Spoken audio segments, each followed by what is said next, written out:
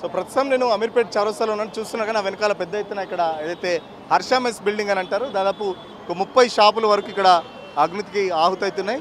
So ఏదైతే మొట్టమొదట ఇక్కడ ఒక బట్టల షాప్ కానీ లేకపోతే ఇక్కడ హెల్మెట్ షాప్ ఉంటుంది, ఇంపోర్టెడ్ హెల్మెట్స్ అని. దాదాపు హెల్మెట్ షాప్లో కూడా పెద్ద ఎత్తున మంటలు రావడంతో మరోపక్కన ఒకటేసారిగా మొత్తం 30 షాపుల వరకు మంటలు అంటుకున్న పరిస్థితి.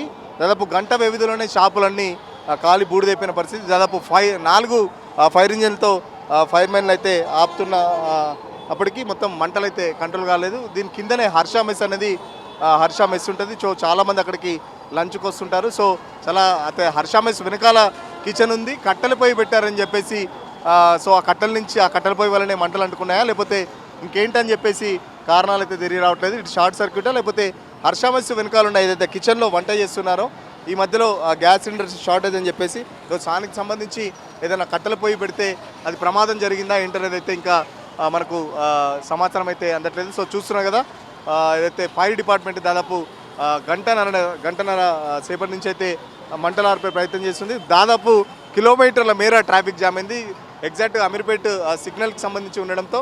సో దాదాపు కుక్కట్పల్లి ఇటు మియాపూర్ వరకు అయితే ట్రాఫిక్ జామ్ అయిన పరిస్థితి చూస్తుంటే ఇటు పక్కన ఇటు పంజాగుట్ట ఇటు అమీర్పేట్ ఇక్కడ పెద్ద ఎత్తున కూడా ట్రాఫిక్ జామ్ అయిన పరిస్థితి. పైన మొత్తం ఏదైతే పైన ఫ్లోర్లో కనబడుతుందో బట్టలకు సంబంధించి గోడౌన్ ఉంటుంది.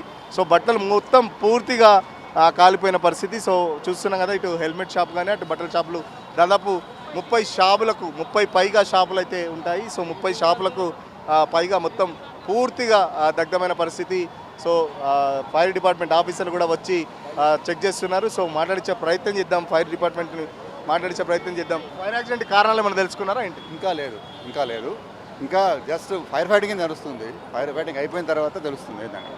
ఓకే, ఇప్పుడు ప్రస్తుతానికి 8 వచ్చినాయి మొత్తం టోటల్గా.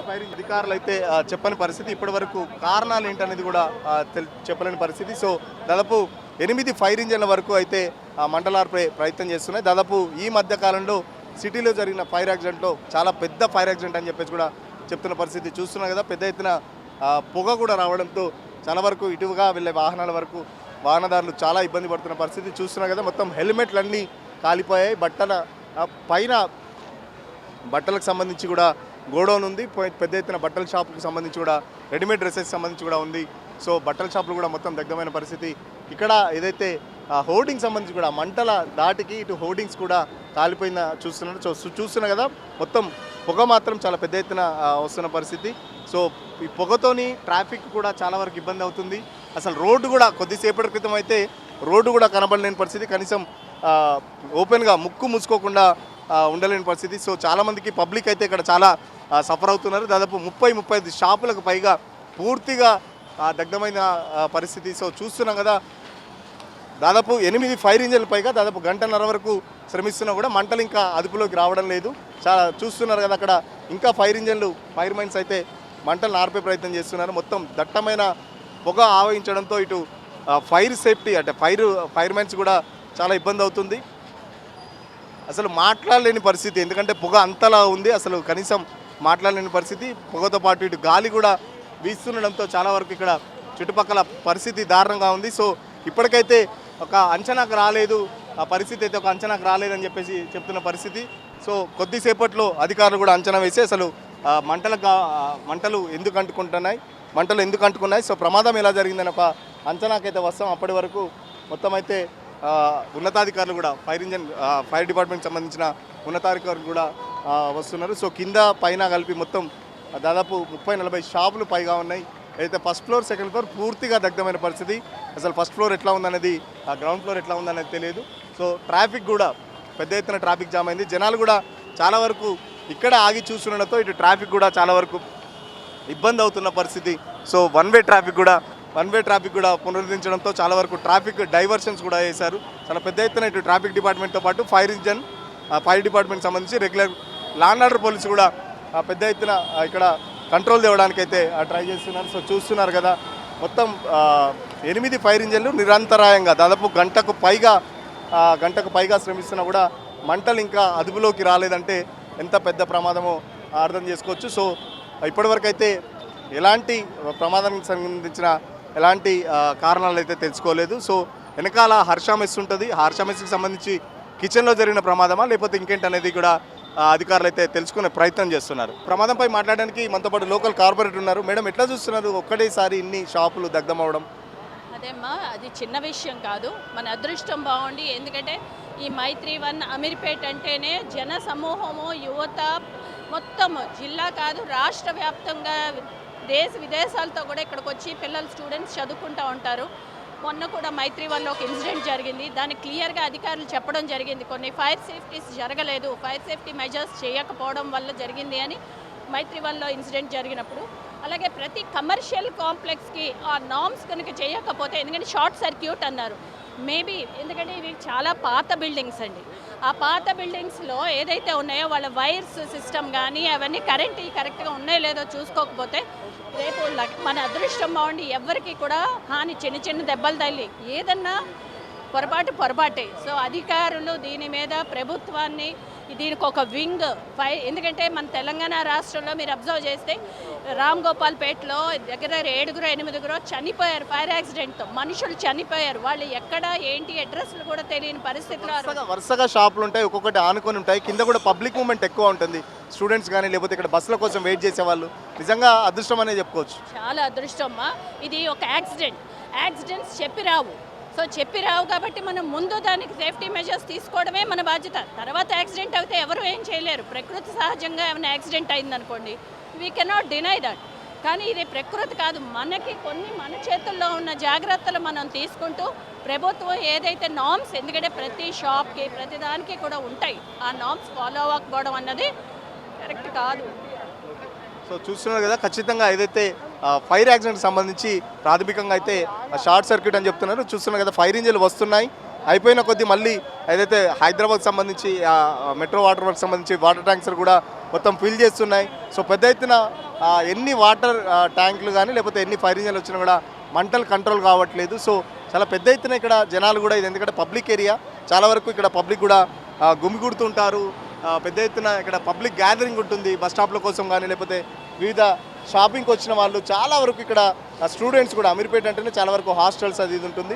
సో షార్ట్ సర్క్యూట్ అని అంటున్నారు. వరుసగా షార్ట్ సర్క్యూట్ జరగడం వల్ల కూడా వరుసగా షాపులు కూడా దగ్ధమవడం అయితే చూస్తున్నారు. ఫైర్ ఇంజన్ వాళ్ళైతే చాలా తీవ్రంగా శ్రమించాల్సిన పరిస్థితి, ఎందుకంటే దట్టమైన పొగ ఉంది. అసలు మాట్లాడరాని పరిస్థితి, ముక్కులోంచి కూడా పొగ పోగడంతో చాలా వరకు కూడా ఇబ్బంది పడుతున్నారు. ఫైర్ మెన్స్ కూడా చాలా వరకు ఇబ్బంది పడుతున్న పరిస్థితి. సో చాలా శ్రమిస్తున్నారు ఫైర్ మెన్స్. అయినా మంటలు అయితే కంట్రోల్ కావట్లేదు, ఇంకా లోపలికి కూడా తీసుకెళ్తున్న పరిస్థితి. సో చూస్తున్నారు, ఇంకా పొగలు కంట్రోల్ కావడం లేదు. అటు పొగతో పాటు లోపలికి కూడా చాలా వరకు మంటలు వస్తున్నాయి. సో హెల్మెట్లతో పాటు చాలా పెద్ద ఎత్తున కూడా ఆస్తి నష్టం కూడా జరిగిందని అంచనా వేస్తున్నారు. సో షార్ట్ సర్క్యూటా మరి నిజంగా ఇంకేమైనా కారణాలు ఉన్నాయని అయితే కొద్ది సేపట్లో అధికారులు అయితే చెప్పే అవకాశం ఉంది. సో మొత్తం చూస్తున్నారు కదా, పెద్ద ఎత్తున ఇటు ఫైర్ మెన్స్ అయితే కంటిన్యూగా వాటర్తోని మంటలు ఆర్పడానికి ట్రై చేసినా బట్ ఎక్కడ కూడా మంటలు ఆరడం లేదు. సో ఇంకా మండుతూనే ఉంది.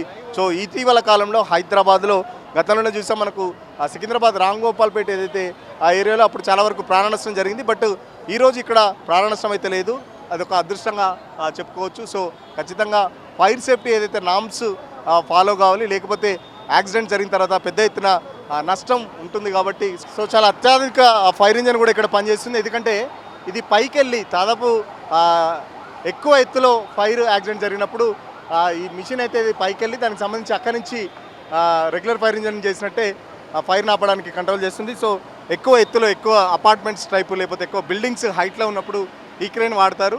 ఇది 3 ఫ్లోర్లు మాత్రమే ఉంది, అయినా లోపలికి ఎక్కువ ఎత్తు ఉండడానికి కూడా దీన్ని తీసుకొచ్చి వాడుతున్నారు. సో ఇప్పటికైతే 10కి పైగా ఫైర్ ఇంజన్లు మంటలు ఆపడానికి ప్రయత్నిస్తున్నాను, బట్ మంటలు అయితే అదుపులోకి రావట్లేదు. చూస్తున్నాం కదా, ఎక్కడికక్కడ ఏసీ అవుట్డోర్ యూనిట్ కానీ మొత్తం ఖాళీ బూడిద అయిపోయిన పరిస్థితి. ఒక్కటి అంటే ఒక్కటి కూడా పనికి రాకుండా పోయింది. మొత్తం దాదాపు 30 షాపులకు పైగా, ఈ దాదాపు 30 షాపులకు పైగా ఉంటుంది.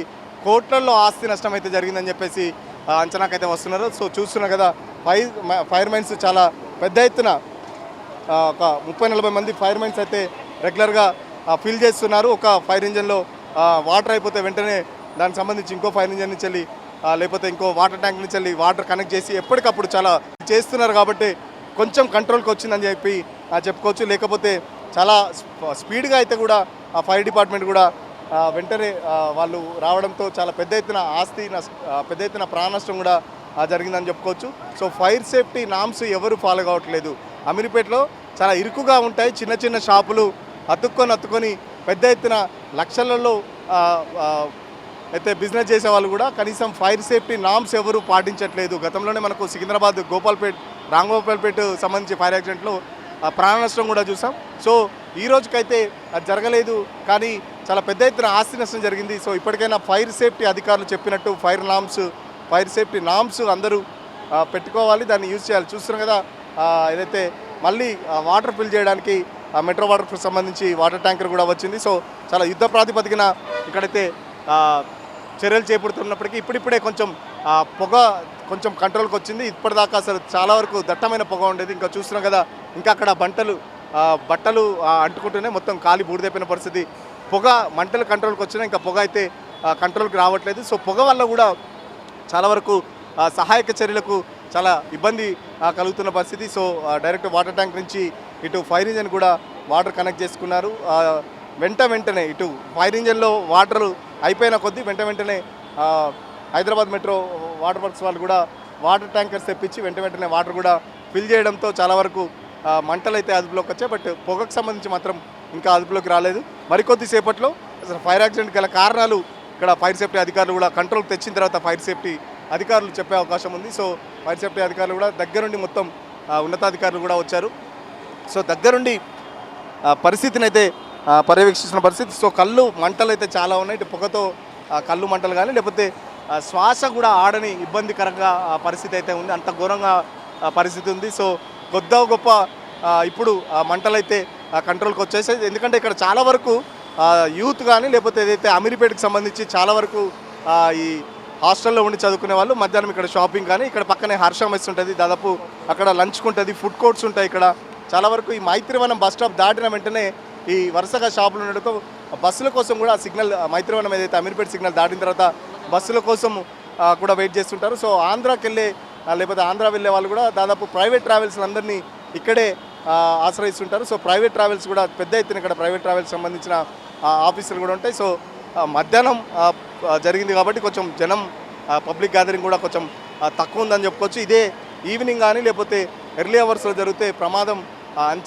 అంచనా వేయలేమని చెప్పేసి అధికారులు చెప్తున్నారు. సో చూస్తున్నా కదా, ట్రాఫిక్ కూడా కంప్లీట్ వన్ సైడ్ ఆపి కంప్లీట్ ట్రాఫిక్ను కూడా కంట్రోల్ చేసే పరిస్థితి చేస్తున్నారు. దాదాపు కిలోమీటర్ల మేర ఇటు కుక్కట్పల్లి నుంచి అటు మియాపూర్ దాటి పటాన్ చెరువు వరకు కిలోమీటర్ల మేర ట్రాఫిక్ జామ్ కూడా అయింది. సో ట్రాఫిక్ కూడా ఇప్పుడిప్పుడే క్లియర్ చేస్తున్నారు ట్రాఫిక్ పోలీసులు. సో పెద్ద ఎత్తున అధికారికంగా అధికారులు కానీ లేకపోతే ఇటు పోలీసులు మొత్తం ఫైర్ డిపార్ట్మెంట్ ట్రాఫిక్ ఇట్లా పెద్ద ఎత్తున ఆల్ డిపార్ట్మెంట్స్ సంబంధించిన ఆఫీసర్లు అయితే మంటలు అదుపులోకి తేవడానికి ట్రై చేస్తున్న పరిస్థితి.